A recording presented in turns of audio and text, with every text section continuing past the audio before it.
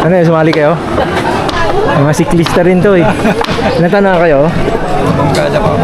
Hindi, I mean, ilang taon na kayo? Anong age nyo po? Anong age? 70 may gi. Ha? 70?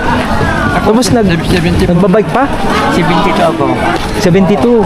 Ikaw po? 74. Grabe naman, parang bata pa. Tignan yung mga to, oh. Sila tatay. Ano mo bisikleta nyo? Road bike. Road bike tawag dyan, ano?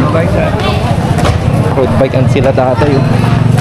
Grabe, 72, 74. Walang maintenance sigurado to. Diba? Maintenance kayo? Oo. Diba? Grabe. Ang ako sa inyo tay, ah.